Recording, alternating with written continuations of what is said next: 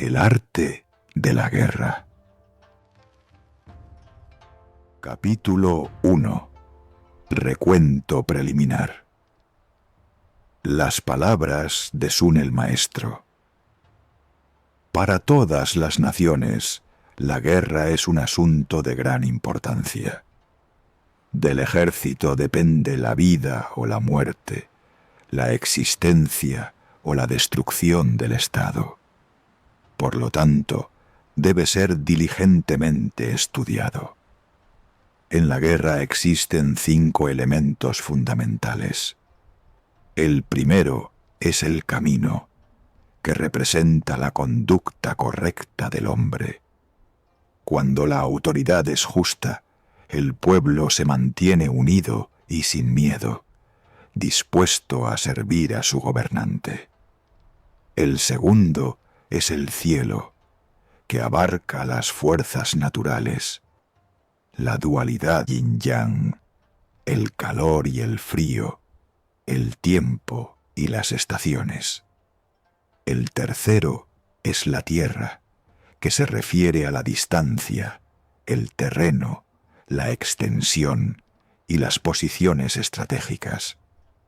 El cuarto es el líder, cuya inteligencia, sinceridad, benevolencia, valor y firmeza son decisivas. El quinto es la ley, que organiza y ordena a las tropas. Conocer estos aspectos es la clave de la victoria. Ignorarlos conduce a la derrota. Además, el estado del enemigo debe compararse con el nuestro en 7 aspectos: la virtud del príncipe, la habilidad del general, las ventajas naturales, la disciplina del ejército, la fuerza de los soldados, su entrenamiento y la justicia en las recompensas y castigos.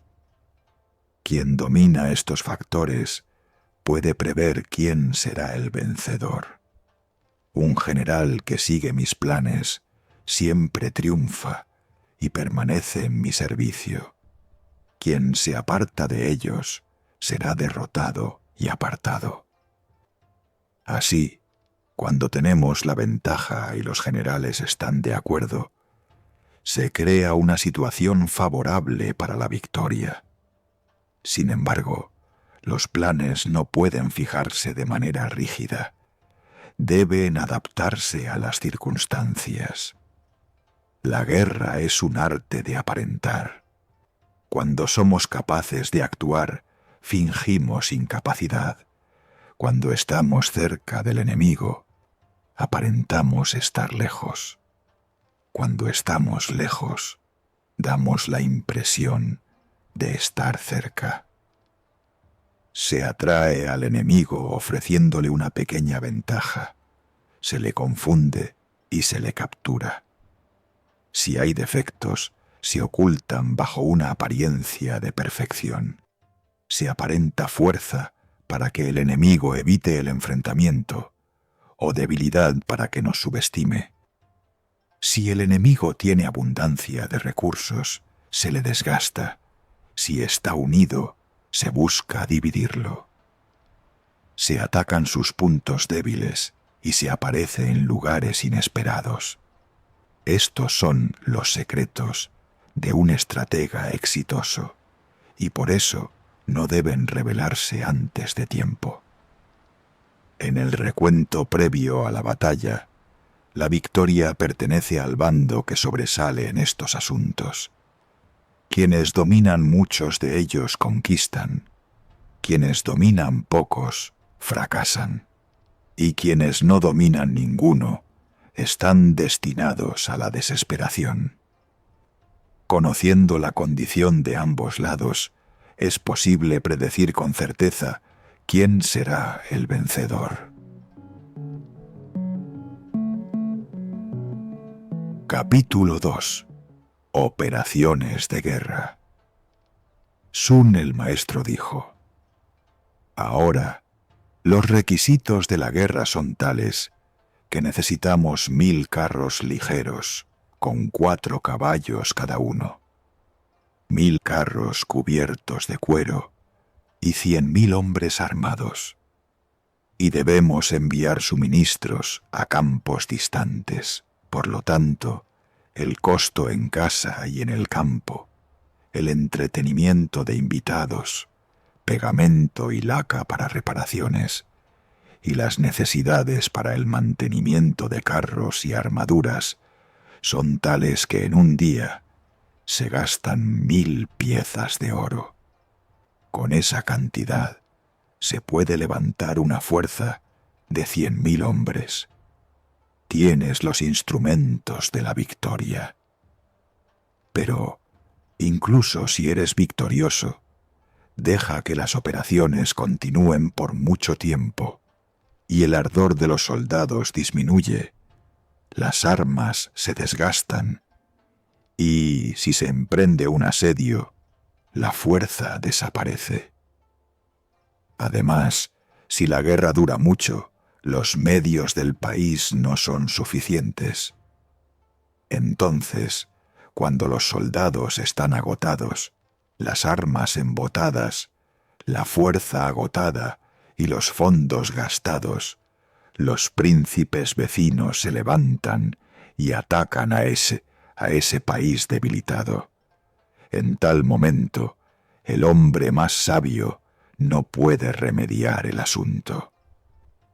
Porque si bien se sabe que la rápida realización ha dado la victoria al inexperto, el general hábil nunca ha obtenido ventaja de las operaciones largas. De hecho, nunca ha habido un país que se haya beneficiado de una guerra prolongada. El que no conoce los males de la guerra no cosechará ventajas de ella. El que es hábil en la guerra no hace una segunda leva, no carga sus carros de suministros 3 veces.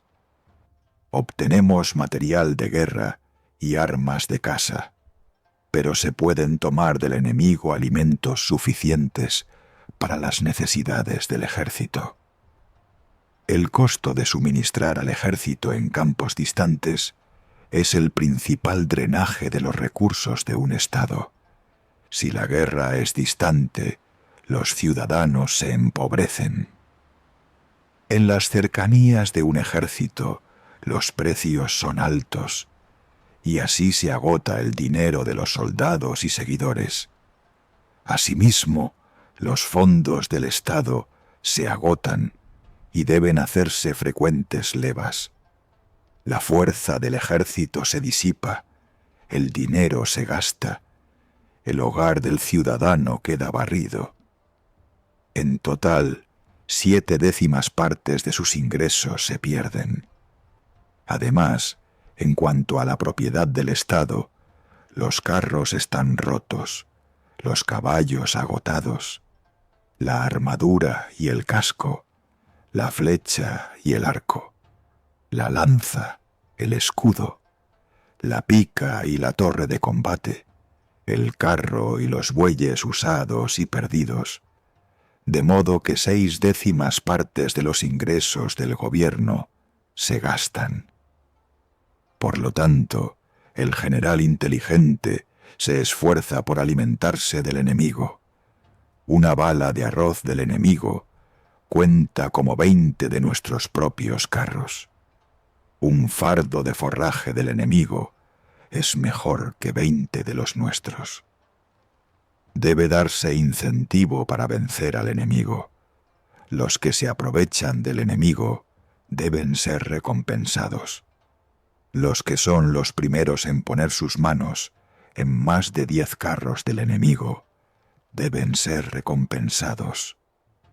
El estandarte del enemigo en los carros debe ser cambiado por el nuestro. Los carros capturados deben mezclarse con nuestros propios carros y ser puestos en uso. Los guerreros acompañantes deben ser bien tratados, de modo que mientras el enemigo es vencido, nuestro bando aumenta en fuerza. Ahora, El objeto de la guerra es la victoria, no las operaciones largas, incluso si se llevan a cabo con habilidad. El buen general es el señor de las vidas del pueblo, el guardián del bienestar del país. Capítulo 3. El ataque por estratagema. Sun, el maestro, dijo: Ahora, por las leyes de la guerra, es mejor que derrotar a un país por fuego y espada, tomarlo sin lucha. Es mejor capturar al ejército enemigo intacto que superarlo después de una feroz resistencia. Es mejor capturar el Lu, el Tsu o el Wu enteros que destruirlos en la batalla. Luchar y conquistar 100 veces no es la perfección del logro, porque el arte supremo es someter al enemigo sin luchar. Por lo tanto, el guerrero más hábil supera al enemigo por una estratagema superior. El siguiente en mérito evita que el enemigo una sus fuerzas. El siguiente es el que se enfrenta al ejército enemigo, mientras que asediar su ciudadela es el peor expediente. Un asedio no debe emprenderse si es posible evitarlo, porque antes de que se pueda comenzar un asedio, se requieren 3 meses para la construcción de escenarios, arietes y máquinas de asedio.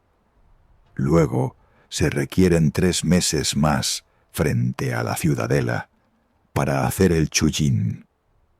Por lo tanto, el general se enoja, su paciencia se agota, sus hombres se lanzan como hormigas contra las murallas antes de que el momento sea el adecuado, y 1/3 de ellos mueren sin ningún propósito. Tales son las desgracias que conllevan los asedios. Por lo tanto, el maestro de la guerra hace que las fuerzas del enemigo cedan, pero sin luchar.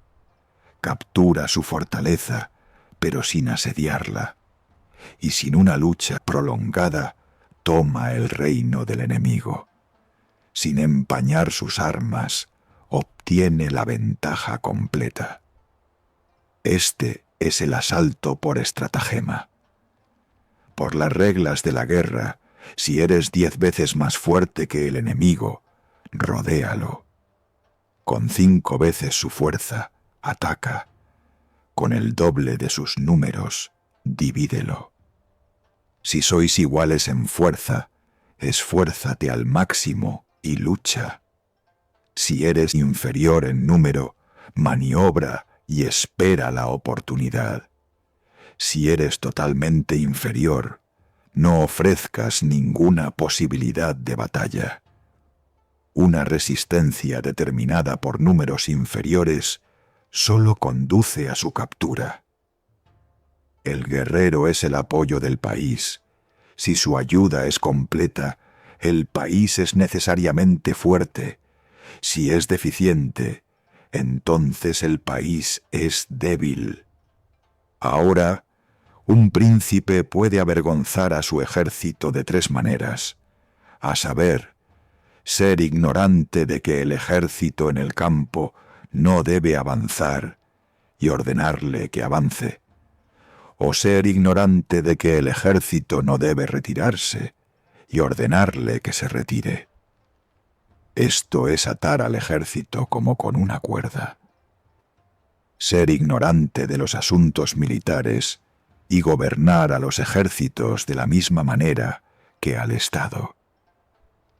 Esto es confundir a los soldados.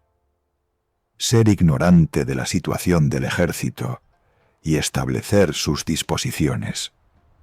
Esto es llenar a los soldados de desconfianza.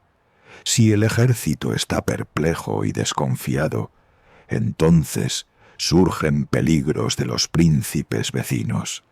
El ejército es confundido y ofrecido al enemigo. Hay 5 ocasiones en las que se puede predecir la victoria. Cuando el general sabe cuándo luchar y cuándo no luchar. O entiende cuándo emplear números grandes o pequeños. Cuando el gobierno y el pueblo están de una sola mente. Cuando el Estado está preparado y elige el momento desprotegido del enemigo para el ataque. Cuando el general posee habilidad y no es interferido por su príncipe. Estas 5 cosas son las heraldos de la victoria. Se ha dicho anteriormente que el que conoce ambos lados no tiene nada que temer en 100 luchas. El que es ignorante del enemigo y fija sus ojos solo en su propio lado, conquista, y la próxima vez es derrotado. El que no solo es ignorante del enemigo, sino también de sus propios recursos, es invariablemente derrotado. Capítulo 4. El orden de batalla. Sun el maestro dijo: los antiguos maestros de la guerra primero hicieron a sus ejércitos invencibles, luego esperaron hasta que el adversario pudiera ser derrotado con certeza. Las causas de la derrota vienen de dentro. La victoria nace en el campamento del enemigo. Los soldados hábiles hacen que la derrota sea imposible y además hacen que el enemigo sea incapaz de la victoria. Pero, como está escrito, las condiciones necesarias para la victoria pueden estar presentes, pero no siempre se pueden obtener. Si la victoria es inalcanzable, nos ponemos a la defensiva. Si la victoria es segura, atacamos. La deficiencia obliga a la defensa. La superabundancia permite el ataque. Los hábiles en la defensa se agachan, escondidos en las sombras más profundas. Los hábiles en el ataque empujan hasta el cielo más alto. Si se observan estos preceptos, la victoria es segura. Una victoria, incluso si es popularmente proclamada como tal por la gente común, puede no ser un verdadero éxito. Ganar en la lucha y que el reino diga «bien hecho» no marca la cima del logro. Levantar un vellón de otoño no es prueba de fuerza. Los ojos que solo ven el sol y la luna no son los del águila. Oír el trueno no es gran cosa. Como se ha dicho anteriormente, el guerrero capaz obtiene la victoria sin combates desesperados y sangrientos, y con ello no gana reputación de sabiduría o de hechos valientes. Luchar es ganar, porque ataca solo cuando el enemigo ha sembrado las semillas de la derrota. Además, el soldado hábil, en una posición segura, no deja pasar el momento en que el enemigo debe ser atacado. El ejército que conquista se asegura la victoria y luego busca la batalla. El ejército destinado a la derrota lucha, confiando en que el azar pueda traer éxito a sus armas. El líder hábil es firme en el camino, defiende la ley y con ello controla el resultado. En cuanto a las leyes de la guerra se dice: primero, la regla; segundo, la medida; tercero, las tablas; cuarto, las escalas; quinto, la predicción de la victoria. Porque la regla es el estudio del terreno. La medida dice la cantidad de la producción de esa tierra. Las tablas su población. A partir de las escalas se conoce su peso o calidad. Y luego podemos calcular la victoria o la derrota. El ejército que conquista frente al ejército destinado a la derrota es como una viga contra una pluma en las escalas. El ataque de las fuerzas conquistadoras es como el estallido de aguas largamente contenidas en valles hundidos. Tales son las órdenes de batalla. Capítulo 5. El espíritu de las tropas. Sun el maestro dijo: el control de grandes números es posible y similar al de números pequeños si los subdividimos. Mediante el tambor, la campana y la bandera, la dirección de grandes fuerzas en batalla es posible y similar a la dirección de fuerzas pequeñas. Mediante el hábil intercambio de maniobras normales y anormales, los ejércitos ciertamente se preservan de la derrota. El enemigo es aplastado, como la caída de una piedra de molino sobre un huevo, por el conocimiento de su fuerza y debilidad, y por el empleo de la verdad y el artificio. Además, en la batalla, el enemigo es enfrentado con la fuerza normal y derrotado por la fuerza anormal. La fuerza anormal, manejada hábilmente, es como el cielo y la tierra, eterna, como las mareas y el flujo de los ríos, como el sol y la luna, siempre intercambiables, viniendo y pasando, como las estaciones. Hay 5 notas, pero por combinaciones se producen innumerables armonías. Hay solo 5 colores, pero si los mezclamos, los tonos son infinitos. Hay 5 sabores, pero si los mezclamos, hay más sabores de los que el paladar puede distinguir. En la guerra solo hay 2 fuerzas, la normal y la anormal, pero son capaces de una variación infinita. Su intercambio mutuo es como una rueda, sin principio ni fin. Son un misterio que nadie puede penetrar. Como la acometida de torrentes que arrastran rocas, así es el espíritu de las tropas. Como el vuelo bien juzgado del halcón, aplastando su presa en un instante, así debe ser cronometrado el golpe. Por lo tanto, el espíritu del buen luchador es aterrador, sus ocasiones repentinas, como la ballesta estirada cuya cuerda se suelta al toque del gatillo. En el laberinto y el tumulto de la batalla no hay confusión. En lo espeso de la acción, la formación de batalla es impenetrable. Si la disciplina es perfecta, se puede simular el desorden. Si somos verdaderamente audaces, podemos fingir miedo. Si somos realmente fuertes, podemos fingir debilidad.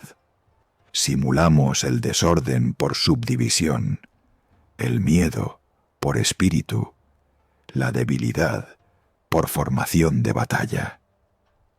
Ponemos al enemigo en movimiento, adoptando diferentes formaciones a las que debe ajustarse. Si le ofrecemos al enemigo un punto de ventaja, ciertamente lo tomará. Le damos una ventaja, lo ponemos en movimiento y luego caemos sobre él. Por lo tanto, el buen luchador busca la victoria del espíritu y no depende enteramente de la habilidad de sus hombres. Es cuidadoso en su elección y deja el resto a la fuerza de la batalla.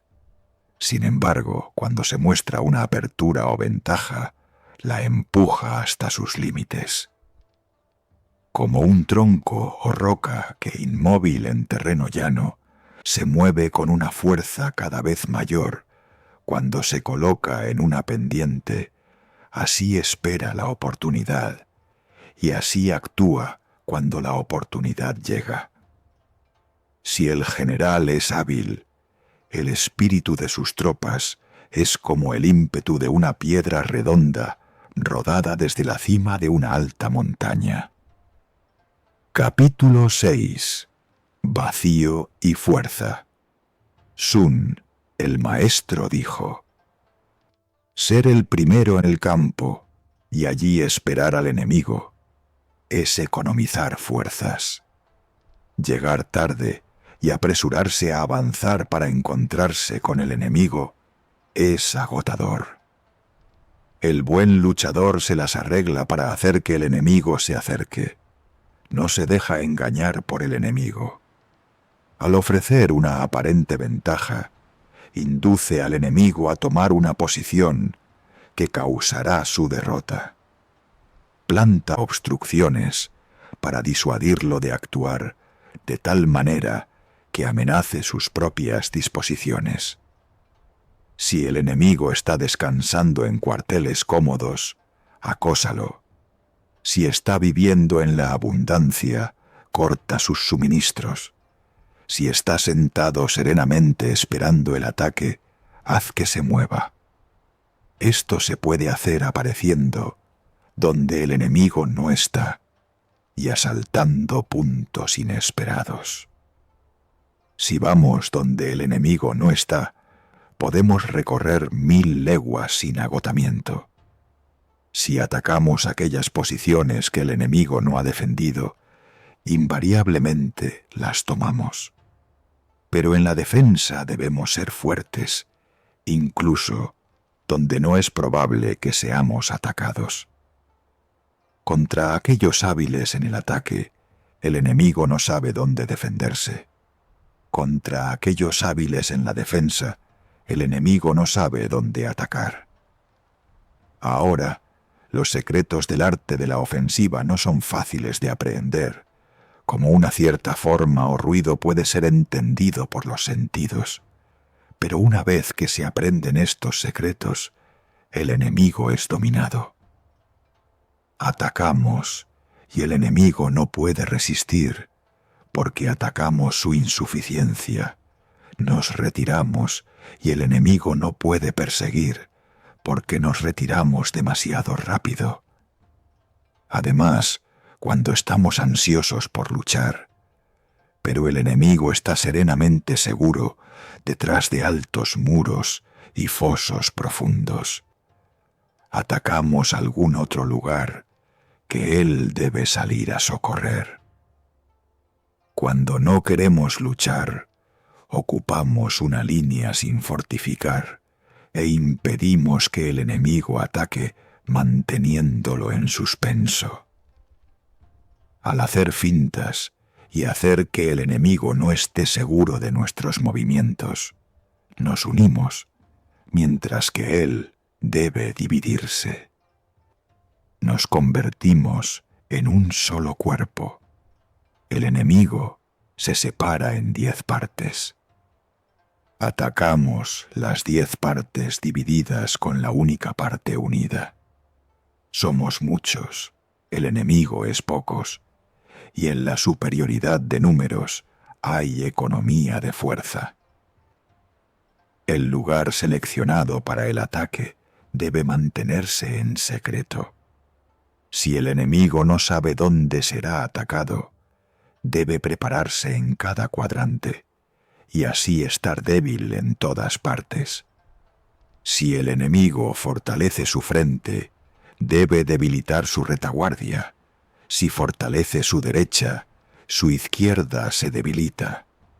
Y si fortalece su izquierda, su derecha se debilita. Hacer preparativos en todas partes es ser débil en todas partes. El enemigo se debilita por sus preparativos extendidos y ganamos en fuerza. Habiendo decidido el lugar y el día del ataque, aunque el enemigo esté a 100 leguas de distancia, podemos derrotarlo. Si el terreno y la ocasión no se conocen, el frente no puede ayudar a la retaguardia.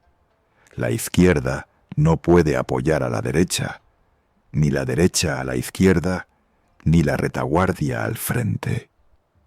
porque en ocasiones las partes del ejército están a 200 leguas de distancia, mientras que una distancia de 4 o 5 leguas es comparativamente cercana. Los soldados de Wu son menos que los soldados de Yue, pero como la superioridad en número no trae necesariamente la victoria, digo, entonces, que podemos obtener la victoria. Si el enemigo es numeroso, impídele que se aproveche de su superioridad y averigua su plan de operaciones. Provoca al enemigo y descubre el estado de sus tropas. Finta y descubre la fuerza de su posición.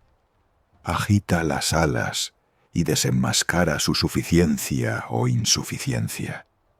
Mediante constantes fintas y excursiones, podemos producir en el enemigo una impresión de intangibilidad que ni los espías ni el arte pueden disipar.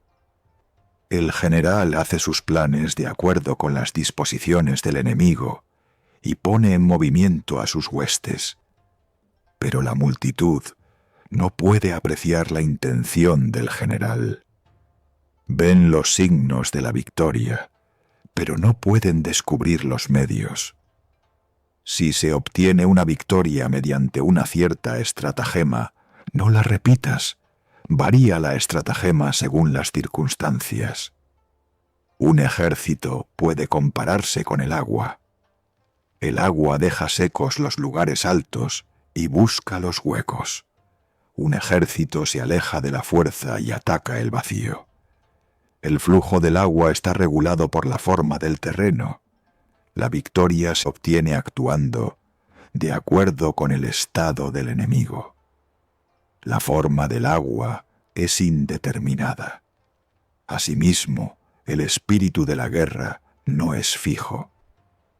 El líder que cambia sus tácticas de acuerdo con su adversario y con ello controla el resultado, puede ser llamado el dios de la guerra. Entre los 5 elementos no hay precedencia establecida. Las 4 estaciones van y vienen. Los días son largos y cortos, y la luna crece y mengua. Así, en la guerra no hay fijeza. Capítulo 7. Tácticas de batalla. Sun el maestro dijo: en su mayor parte, el procedimiento militar es el siguiente. El general recibe órdenes de su señor, reúne y establece la armonía entre las fuerzas y toma el campo. No hay nada más difícil que las tácticas de batalla. Su dificultad radica en el cálculo del tiempo y la distancia, y la reversión de la desgracia.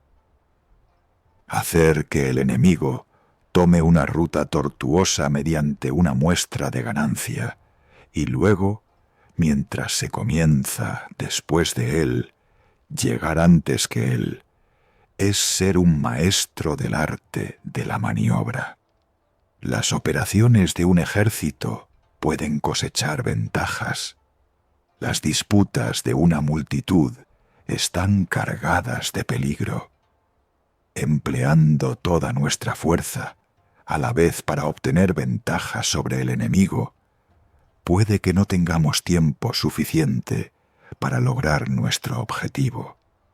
Si avanzamos solo con una parte de la fuerza, el transporte se pierde. Descartar el casco y la armadura.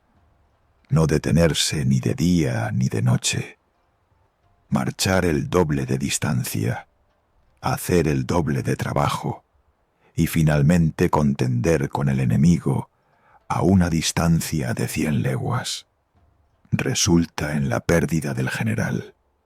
Dado que los hombres fuertes llegan primero y los cansados caen en la retaguardia, solo 1/10 parte de las fuerzas está disponible. Una marcha forzada de 50 leguas para asegurar una ventaja puede resultar en un fracaso para el líder de la vanguardia, ya que solo la mitad de sus hombres llegarán. Después de una marcha forzada de 30 leguas para asegurar una ventaja, solo 2/3 del ejército estarán disponibles. Además, la falta de municiones, de suministros o de provisiones puede llevar al desastre. El gobernante que ignora los designios de los príncipes vecinos no puede tratarlos. El que ignora la montaña y el bosque, el desfiladero y el pantano, no puede liderar un ejército. El que no emplea un guía no puede obtener ventaja del terreno. Disfrázate tus movimientos. Espera una oportunidad favorable. Divide o une según las circunstancias. Deja que tu ataque sea rápido como el viento, tu marcha tranquila como el bosque, tu ocupación devastadora como el fuego. En defensa, como una montaña permanece firme, como la oscuridad impenetrable para el enemigo. Deja que tus movimientos sean rápidos como el relámpago. Deja que tantos como sea posible participen en el saqueo. Distribuye el beneficio del territorio capturado. Así, el que entiende el camino torcido y el camino recto conquista. Estos son los métodos de las tácticas de batalla. Según los libros antiguos sobre la guerra, el tambor y la campana se usan porque la voz no se propaga. La bandera se usa para ayudar a la vista. El uso de la campana, el tambor, el estandarte y la bandera es para atraer la atención unida del ojo y el oído. Cuando todos están unidos, los fuertes no son dejados para avanzar solos. Los cobardes no son libres de retirarse sin restricciones. De esta manera se puede usar una multitud. Por lo tanto, en la lucha nocturna, se utilizan en gran medida faros y tambores. En la lucha diurna, una gran cantidad de estandartes y banderas, y los ojos y oídos del enemigo son confundidos. Así, asustamos a su ejército y derrotamos la ambición de su general. Por la mañana los espíritus están muy animados. Al mediodía hay una pereza. Por la noche un deseo de regresar.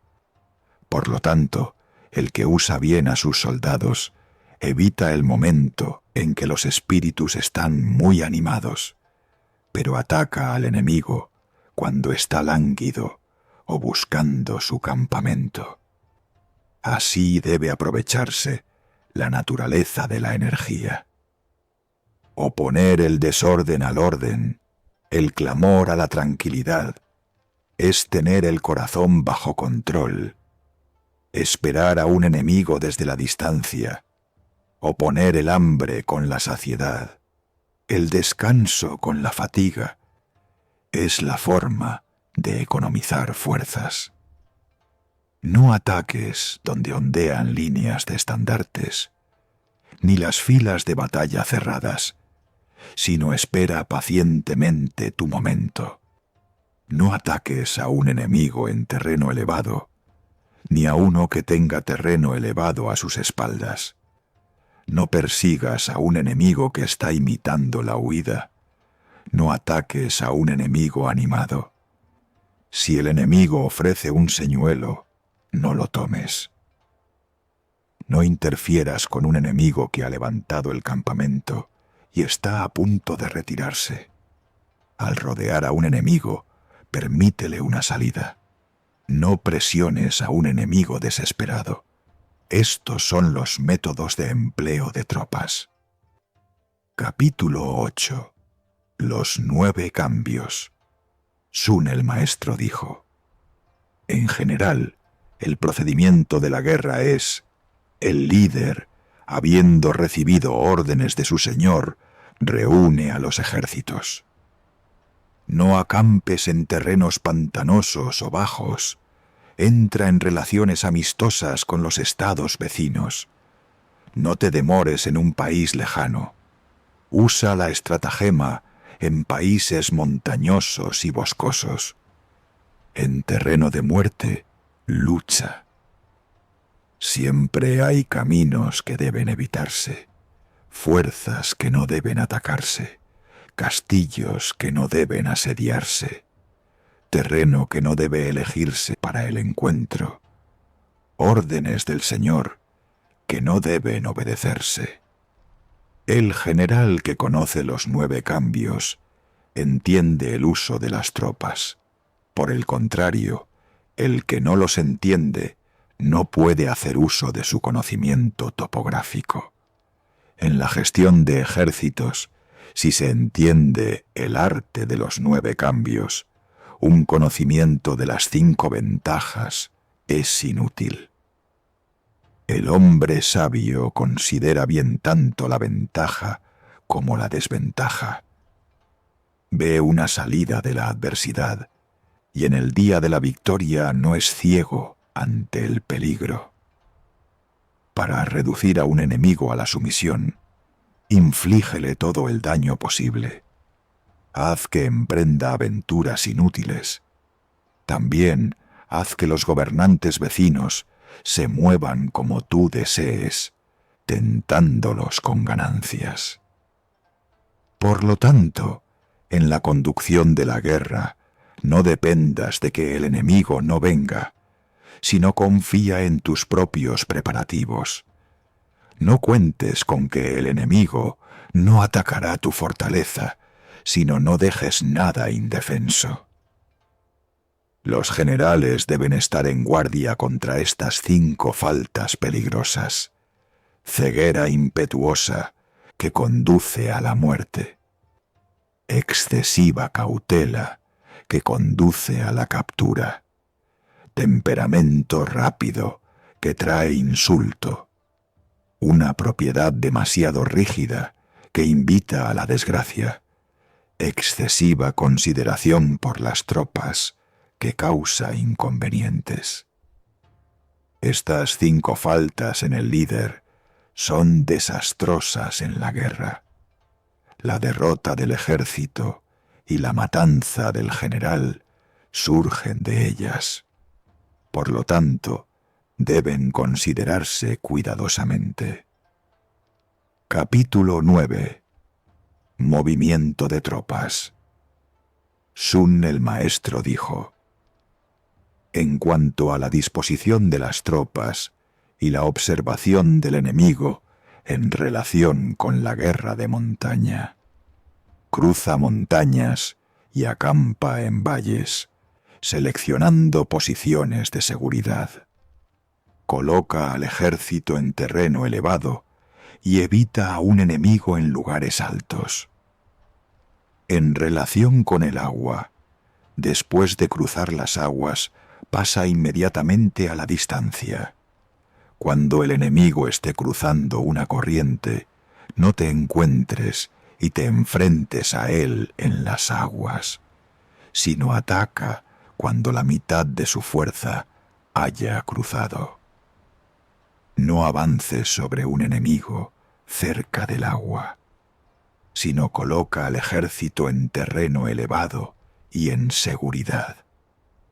No luches cuando el enemigo esté entre el ejército y la fuente del río. Con respecto a los pantanos, cruza los pantanos salados rápidamente. No te demores cerca de ellos. Si por casualidad te ves obligado a luchar en las cercanías de un pantano, busca un lugar donde haya agua y hierba, y árboles en abundancia en la retaguardia. En campo abierto, coloca al ejército en un lugar conveniente, con terreno elevado en la retaguardia derecha, de modo que mientras delante hay muerte, detrás hay seguridad. Tal es la guerra en país llano. Wang Ti al observar estas cosas, obtuvo la victoria sobre 4 príncipes. Como regla general, los soldados prefieren el terreno elevado al bajo. Prefieren los lugares soleados a aquellos a los que el sol no llega. Si se considera la salud de las tropas y acampan en terreno alto y soleado, se evitarán las enfermedades y la victoria será segura. Si hay terreno elevado, acampa en su lado soleado y delante de él, porque así los soldados se benefician y el terreno se utiliza para nuestra ventaja. Si, debido a las lluvias en los tramos superiores, el río se vuelve turbulento, no cruces hasta que las aguas se hayan calmado. Valles empinados e intransitables, lugares como pozos, lugares confinados, terrenos enmarañados e impenetrables, pantanos y ciénagas, pasajes estrechos con trampas. Aléjate rápidamente de estos y no te acerques a ellos. Haz que el enemigo se acerque a ellos, pero mantente alejado de estos lugares. Míralos de frente, de modo que el enemigo los tenga en su retaguardia. Si hay cerca del ejército precipicios, estanques, lagunas, cañas y juncos, o bosques y árboles densos, búscalos a fondo. Estos son lugares donde es probable que el enemigo esté emboscado. Cuando el enemigo está cerca, pero tranquilo, es fuerte en su confianza en las defensas naturales. Si el enemigo desafía a luchar desde lejos, desea que avances. Si el enemigo está acampado en campo abierto, es con algún objeto especial en mente. El movimiento entre los árboles muestra que el enemigo está avanzando. Las ramas rotas y la hierba pisoteada, como del paso de una gran hueste, deben considerarse con sospecha. El levantamiento de aves muestra una emboscada. Las bestias asustadas muestran que el enemigo se acerca sigilosamente por varios lados. Altos y rectos chorros de polvo indican que se acercan carros. Grandes y bajas masas de polvo muestran la llegada de infantería. Aquí y allá, columnas de polvo delgadas y altas son signos de que se está recogiendo leña y forraje. Pequeñas nubes de polvo, moviéndose de un lado a otro, son signos de que el enemigo se está preparando para acampar por un corto tiempo. Los preparativos ocupados y las palabras suaves muestran que el enemigo está a punto de avanzar para atacar. Las grandes palabras y el espoleo de los jinetes son signos de que el enemigo está a punto de retirarse. Un avance de los carros ligeros a los flancos del campamento es una señal de que el enemigo está saliendo a luchar. Sin consulta, desear repentinamente un armisticio es una señal de designio ulterior. El paso de mensajeros de un lado a otro y la formación de tropas muestran que el enemigo tiene algún movimiento en marcha. Un avance, seguido de una retirada repentina, es un señuelo para atacar. Cuando el enemigo usa sus armas para apoyarse, tiene hambre.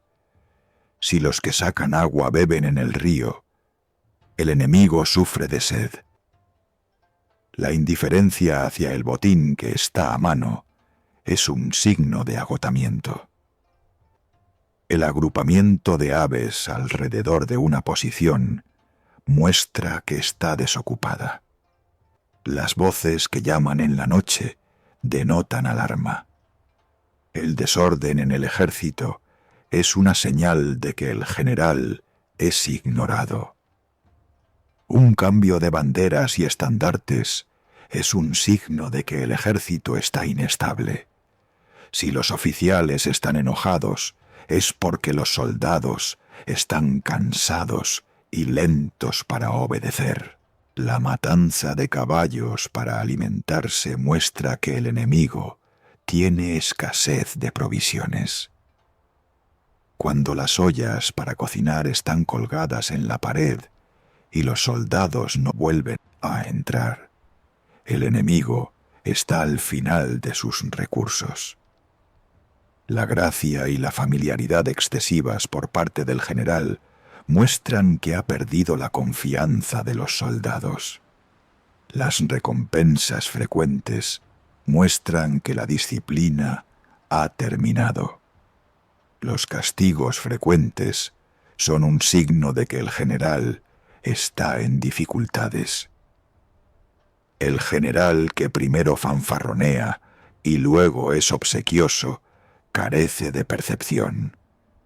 El que ofrece disculpas y rehenes está ansioso por una tregua. Cuando ambos lados, ansiosos por una lucha, se enfrentan durante un tiempo considerable, sin avanzar ni retirarse, la ocasión requiere la máxima vigilancia y circunspección. Los números no son una marca segura de fuerza. Incluso si es incapaz de un asalto precipitado, si las fuerzas están unidas y la condición del enemigo se averigua, la victoria es posible. El que sin pensarlo se burla del enemigo está seguro de ser capturado. Si un general que es ajeno a las tropas las castiga, dejan de obedecerle. Si no son obedientes, no pueden ser empleados útilmente. Si las tropas conocen al general, pero no se ven afectadas por sus castigos, son inútiles. Mediante un trato humano, obtenemos obediencia. La autoridad trae uniformidad. Así obtenemos la victoria. Si la gente ha sido entrenada en la obediencia desde el principio, respeta las órdenes de su líder. Si la gente no es entrenada temprano en la obediencia, no respeta las órdenes de su líder. Las órdenes siempre se obedecen, si el general y los soldados están en sintonía. Capítulo 10. El terreno. Sun, el maestro, dijo: con respecto a las diferentes naturalezas del terreno, hay terreno abierto, terreno roto, terreno suspendido, desfiladeros, precipicios, países lejanos. El terreno abierto es aquel donde cualquiera de los lados tiene libertad de movimiento. Sé rápido en ocupar cualquier terreno elevado en las cercanías y considera bien la línea de suministros. Terreno roto. El avance es fácil, pero la retirada es difícil. Aquí, si el enemigo no está preparado, podemos ganar. Pero si está preparado y nos derrota, y la retirada es imposible, entonces hay un desastre. Terreno suspendido. El lado que toma la iniciativa está en desventaja. Aquí, si el enemigo ofrece algún señuelo, no debemos avanzar, sino más bien, al fingir la retirada, esperar hasta que haya desplegado la mitad de su fuerza. Entonces podemos atacarlo con ventaja.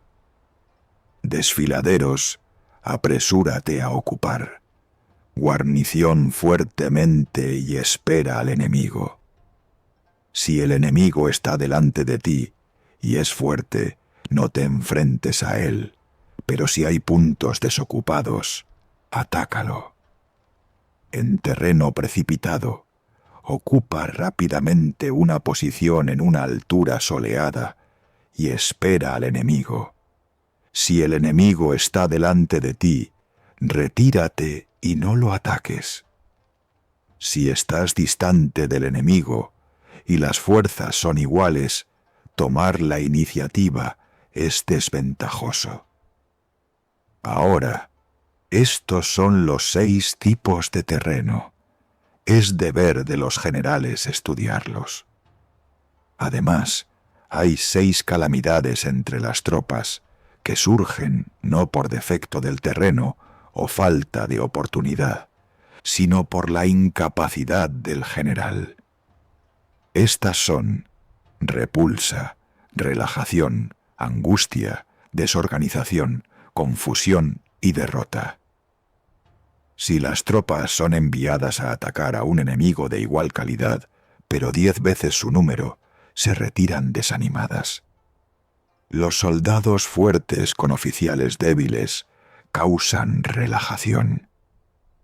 Los oficiales capaces con soldados débiles causan angustia. Los oficiales superiores enfurecidos, que caen sobre el enemigo sin órdenes y no obedecen al general porque no reconoce sus habilidades, producen desorganización. Los generales débiles y amables, cuyas direcciones y liderazgos son vagos, cuyos deberes de oficiales y hombres no están fijos, y cuyas disposiciones son contradictorias, producen confusión.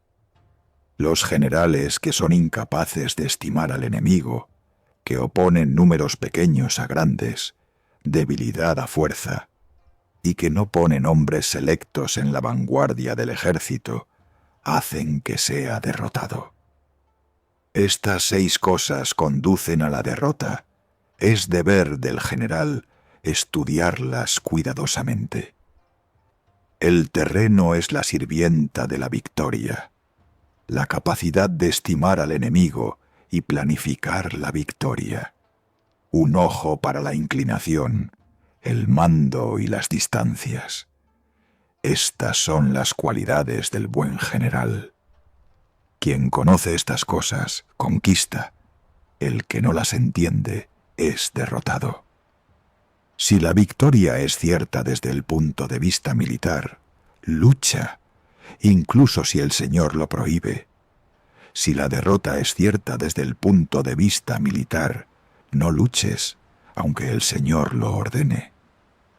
El general que avanza, sin pensar en su propia gloria, o se retira, sin importarle el castigo, pero solo se esfuerza por el bienestar del pueblo y la ventaja de su Señor, es un tesoro para el Estado. El buen general cuida a sus soldados y los trata con amor como a sus hijos. Como consecuencia, los siguen a través de valles profundos y están a su lado en la muerte. Sin embargo, el cuidado excesivo por los soldados puede causar desobediencia. La atención excesiva puede hacerlos inservibles. La indulgencia excesiva puede producir desorden. Se vuelven como niños mimados y no pueden usarse. El que confía en sus propios hombres, pero ignora que el enemigo no debe ser atacado, no tiene certeza de victoria. El que sabe que el enemigo puede ser atacado con ventaja, pero no conoce a sus propios hombres, no tiene certeza de victoria. La confianza en las tropas, el juicio correcto sobre cuándo atacar al enemigo, pero la ignorancia del terreno traen una victoria incierta. El soldado sabio, una vez en movimiento, no vacila y nunca está perdido. Como se ha dicho, conócete a ti mismo, conoce al enemigo. no temas por la victoria. Además, si la estación y la oportunidad se comprenden y el terreno se conoce, la victoria completa es segura. Capítulo 11. 9 terrenos. Sun el maestro dijo: con respecto a la conducción de la guerra, hay terreno distractor, terreno perturbador, terreno de contención, terreno de intersección, terreno recorrido por caminos, terreno profundamente involucrado, terreno difícil, terreno cerrado, terreno de muerte. En todo momento, cuando el príncipe lucha en su propio territorio, se llama terreno distractor. Ese terreno un poco dentro de la frontera del enemigo se llama terreno perturbador. El terreno que da ventaja a cualquiera de los lados que esté en posesión se llama terreno de contención. El terreno al que ambos lados tienen acceso se llama terreno de intersección. El terreno entre 3 provincias cuya primera posesión permite controlar a los pueblos de la tierra se llama terreno recorrido por caminos. El interior del país enemigo, con muchas de sus ciudades fortificadas en la retaguardia, se llama terreno profundamente involucrado. Montaña y bosque, precipicios, barrancos, marismas y pantanos, todos los lugares donde el paso es difícil, se llaman terreno difícil. Una entrada estrecha y una salida sinuosa, donde un pequeño número puede oponerse a una gran fuerza, se llama terreno cerrado. Ese terreno, donde la demora significa desastre, se llama terreno de muerte. Por lo tanto, no luches en terreno distractor. No te demores en terreno perturbador. Si el enemigo está en posesión de terreno en disputa, no ataques. En terreno de intersección, no interrumpas las carreteras. En el cruce de carreteras, cultiva el intercambio. Cuando estés profundamente involucrado, haz levas y almacena la propiedad del enemigo. Aléjate rápidamente del terreno difícil. En terreno cerrado, usa la estratagema. En terreno de muerte, lucha. Los luchadores hábiles de antaño se esforzaron por desconectar el frente y la retaguardia del enemigo. Cortaron las fuerzas pequeñas y grandes del enemigo. Impidieron la ayuda mutua entre sus oficiales y hombres. Sembraron la desconfianza entre los altos y los bajos. Dispersaron al enemigo y le impidieron concentrarse. Si sus soldados estaban reunidos, estaban sin unidad.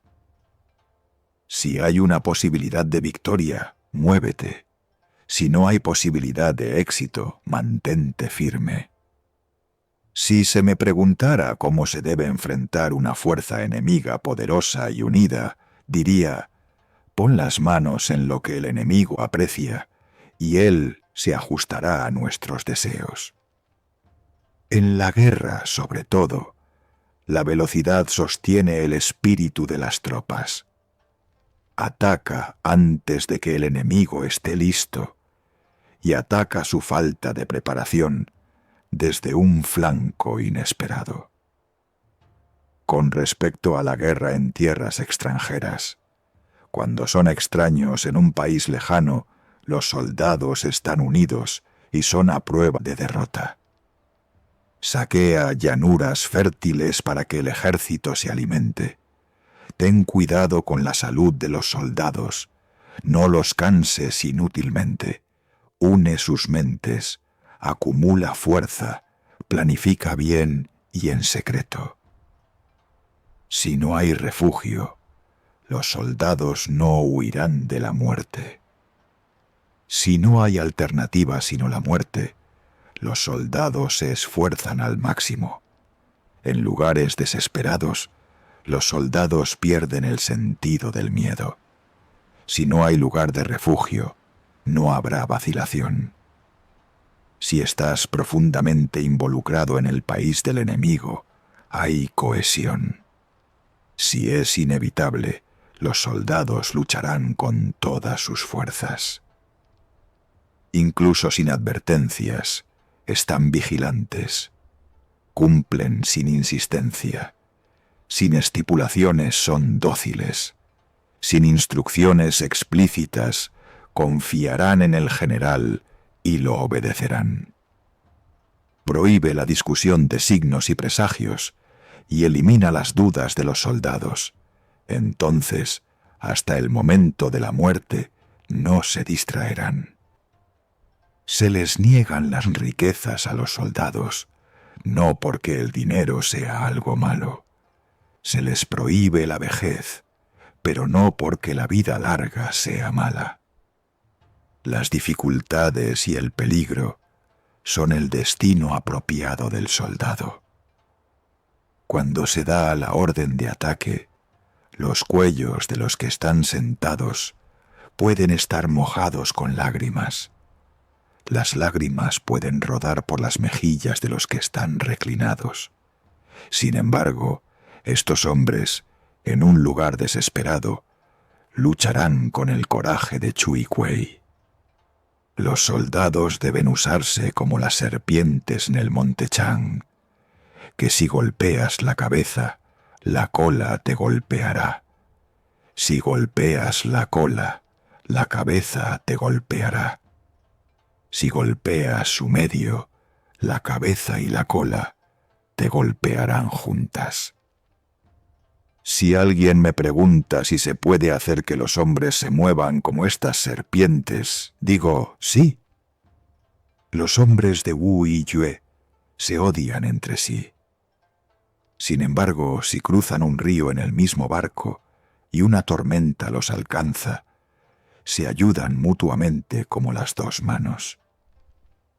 Los caballos pueden estar atados y las ruedas del carro hundidas en el barro, pero eso no impide la huida. El coraje y la unidad universales dependen de una buena gestión. Los mejores resultados tanto del débil como del fuerte se obtienen mediante un uso adecuado del terreno. El guerrero hábil puede liderar a su ejército, como un hombre lidera a otro de la mano, porque lo coloca en una posición desesperada. El general debe ser tranquilo, inescrutable, justo y prudente. Debe mantener a sus oficiales y hombres en la ignorancia de sus planes e informar a nadie de cualquier cambio o nueva partida. Al cambiar sus campamentos y tomar rutas tortuosas e inesperadas, sus planes no pueden ser adivinados. Como aquel que quita la escalera de debajo de los que están subidos al tejado, así actúa el general cuando sus hombres se reúnen para luchar. Penetra en el corazón del país enemigo y luego divulga sus planes. Conduce al ejército de un lado a otro como un rebaño de ovejas sin saber a dónde van. Por lo tanto, el general debe reunir a los ejércitos y colocarlos en una posición desesperada. Las diferentes naturalezas de los 9 terrenos, la adecuación de los medios a la ocasión, los corazones de los hombres, estas son cosas que deben estudiarse. Cuando estás inmerso en el interior de un país hostil, hay cohesión. Si solo estás en las fronteras, hay distracción. Dejar el hogar y cruzar las fronteras es estar libre de interferencias. En terreno distractor, une las mentes de los soldados. En terreno perturbador, mantente unido. En terreno en disputa, trata de tomar al enemigo por la retaguardia. En terreno de intersección, vigila bien las defensas. En terreno recorrido por caminos, cultiva el intercambio. En terreno profundamente involucrado, ten cuidado con los suministros. En terreno difícil, no te demores. En terreno cerrado, cierra el camino de escape. En terreno de muerte, muéstrales a los soldados que no hay posibilidad de supervivencia.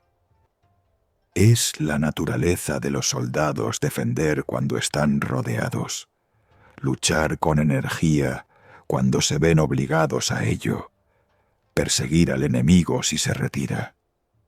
No puede tratar con otros gobernantes el que no conoce sus ambiciones, el que no conoce la montaña y el bosque, los acantilados, los barrancos, los lagos y las marismas. No puede conducir un ejército. El que no usa guías no puede aprovechar el terreno. El que no tiene un conocimiento completo de los 9 terrenos no puede obtener el dominio militar. El gran general, al atacar a una nación poderosa, impide que el enemigo concentre sus huestes. Asusta al enemigo para que otros estados no puedan unirse contra él. No lucha por el favor de otros estados, ni se preocupa por sus derechos. Tiene confianza en sí mismo y asusta al enemigo. Por lo tanto, toma fácilmente la fortaleza o reducir el país a la sujeción. En la concesión de recompensas o en sus órdenes, no está obligado por la antigua regla. Maneja sus fuerzas como si fueran un solo hombre. Las órdenes deben dirigir a los soldados, pero si bien debe darse a conocer lo que es ventajoso, lo que es desventajoso debe ocultarse. Si las fuerzas son sumergidas en peligro, hay supervivencia. Del terreno de la muerte hay recuperación, porque la fuerza en peligro obtiene la victoria. Descubre las intenciones del enemigo ajustándote a sus movimientos. Cuando estos son descubiertos, entonces, con un solo golpe, el general puede ser asesinado, aunque esté a 100 leguas de distancia. Cuando se declara la guerra, cierra las barreras, destruye los pasaportes, evita el paso de los espías del enemigo, dirige el negocio del gobierno con vigilancia. Aprovecha inmediatamente la debilidad del enemigo, descubre lo que más valora y planea apoderarte de ello. Da forma a tus planes de acuerdo con la regla y las circunstancias del enemigo. Al principio compórtate con la discreción de una doncella. Luego, cuando el enemigo dé una abertura, lánzate como un conejo. El enemigo no puede defenderse. Capítulo 12. Asalto por fuego. Sun el maestro dijo: hay 5 formas de ataque por fuego. La primera se llama quema de cuarteles, la segunda, quema de comisariato, la tercera, quema de equipo, la cuarta, quema de almacenes, la quinta, la quema de compañías. El momento para el asalto de fuego debe ser adecuado.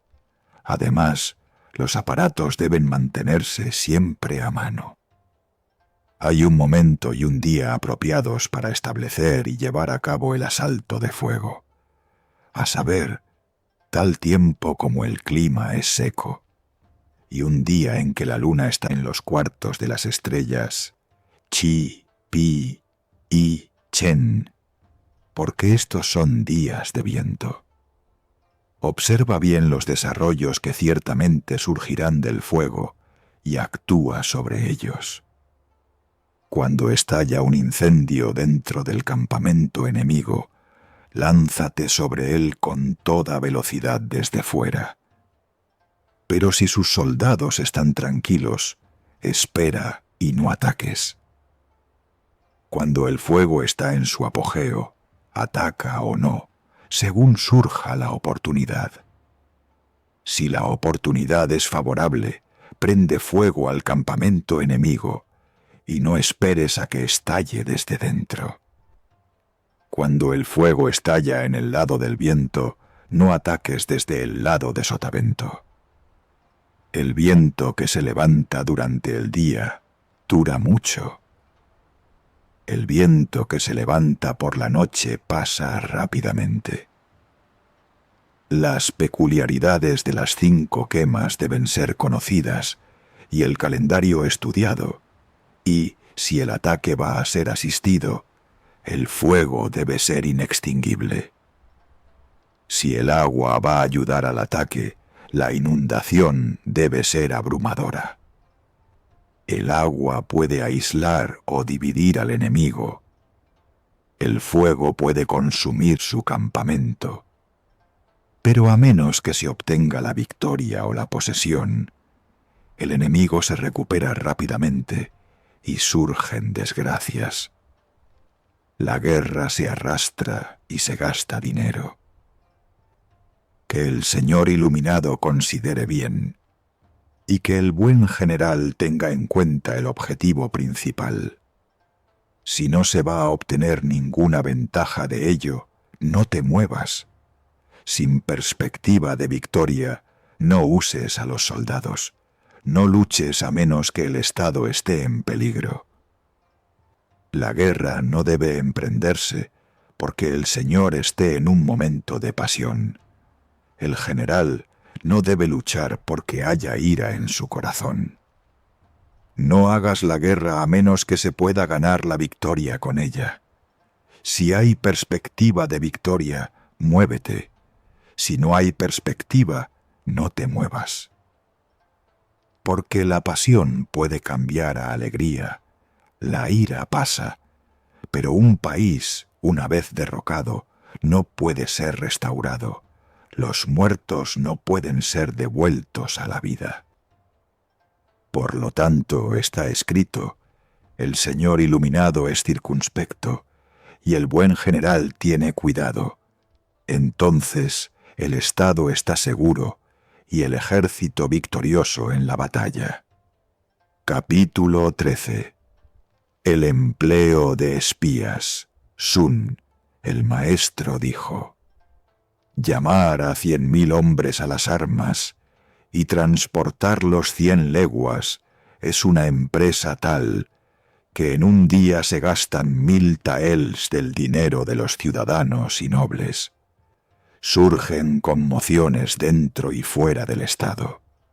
Los portadores caen exhaustos en la línea de marcha del ejército, y las ocupaciones de 700.000 hogares se trastornan. Además, durante años los ejércitos pueden enfrentarse. Sin embargo, el resultado puede depender de la victoria de un solo día. Por lo tanto, al regatear un ligero gasto en títulos y salarios para los espías, permanecer en la ignorancia de las circunstancias del enemigo es carecer de humanidad. Tal persona no es un general, no es una ayuda para su señor, no es un maestro de la victoria. El gobernante iluminado y el general sabio que actúan, ganan y se distinguen más allá de lo común, son informados de antemano. Este conocimiento no se obtiene invocando a dioses y demonios, ni proviene de la experiencia pasada ni del cálculo. Es a través de los hombres que se obtiene el conocimiento del enemigo. Ahora, los 5 tipos de espías son estos: espías de aldea, espías internos, espías convertidos, espías de muerte, espías vivos. Si estos 5 medios se emplean simultáneamente, nadie puede descubrir su funcionamiento. Esto se llama el hilo misterioso. Es el tesoro del Señor. Los espías de aldea son aquellas personas del país que dan información. Los espías internos son aquellos de los funcionarios del enemigo empleados por nosotros. Los espías convertidos son aquellos de los espías del enemigo a sueldo nuestro. Los espías de muerte son enviados para informar mal al enemigo y para difundir informes falsos a través de nuestros espías que ya están en las líneas del enemigo. Los espías vivos regresan para informar. En relación con los ejércitos, los espías deben ser tratados con la mayor amabilidad, y al repartir la recompensa deben recibir el trato más generoso. Todos los asuntos relacionados con los espías son secretos. Sin una capacidad infinita en el general, el empleo de espías es imposible. Su trato requiere benevolencia y rectitud. A menos que se les observe con la atención más cercana, no se obtendrá la verdad de ellos. Maravilloso, en verdad, es el poder de los espías. No hay ocasión en la que no se puedan usar. Si se habla de un asunto secreto, antes de que el momento esté maduro, el espía que contó el asunto y el hombre que lo repitió deben ser ejecutados. Si deseas atacar a un ejército, asediar una fortaleza o matar a cierta persona, primero averigua los nombres del general a cargo, de sus hombres de confianza, de los que presentan visitantes a la presencia, del portero y de los centinelas. Luego pon a los espías a vigilarlos. Busca a los espías del enemigo que vienen a espiarnos. Dales dinero, haz que se alojen y se cuiden, y conviértelos al servicio. A través de ellos podemos obtener espías entre los aldeanos y funcionarios del enemigo. Por medio del espía convertido, podemos construir una historia falsa para que el espía de la muerte la lleve al enemigo.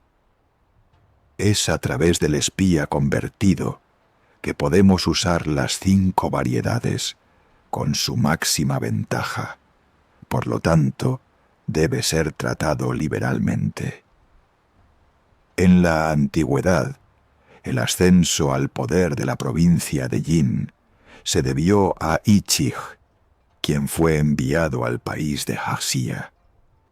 Asimismo, durante la fundación del estado de Chu, Luya vivió entre la gente de Shang. Por lo tanto, los gobernantes inteligentes y los generales sabios usan a los hombres más inteligentes como espías, e invariablemente adquieren un gran mérito. El espía es una necesidad para el ejército. De él depende el movimiento del ejército.